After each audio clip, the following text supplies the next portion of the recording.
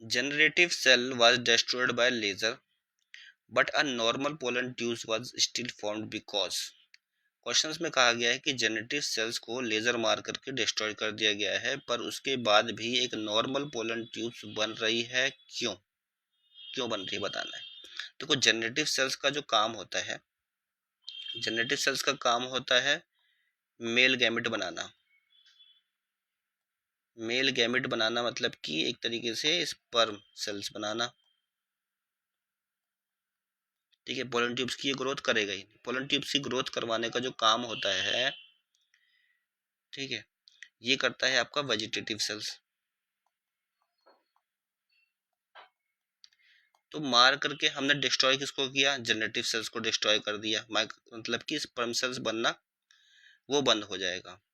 But जो vegetative cells है ये अभी भी बची हुई है, यानी कि पोलन ट्यूब्स इस वजह से ग्रो कर रही है।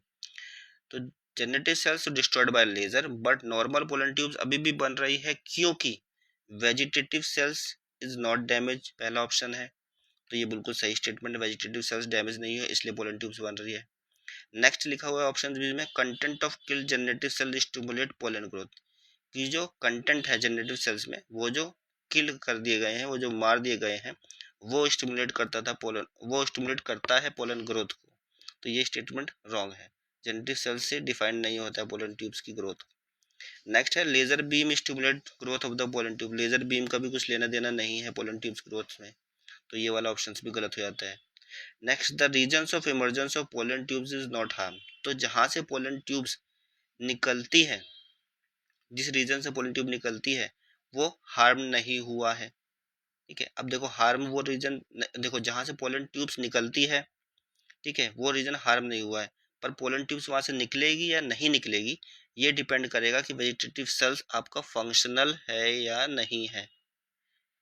फंक्शनल है या नहीं है, फंक्शनल है तो पोलन ट्यूब्स निकलेगी। तो सारी चीज आकर के रुक गई किस पे, वेजिटेटिव सेल्स के ऊपर। ठीक है, तो ये वाला ऑप्शन भी जो है रॉन्ग है। वेजिटेटिव सेल्स जो है वो उसके ऊपर डिपेंड कर रहा है यहाँ पे पोलन ट्यूब्स ग्रोथ। ठीक है, क्योंकि वेजिटेटिव सेल्स बची हुई है, डैमेज नहीं हुई है।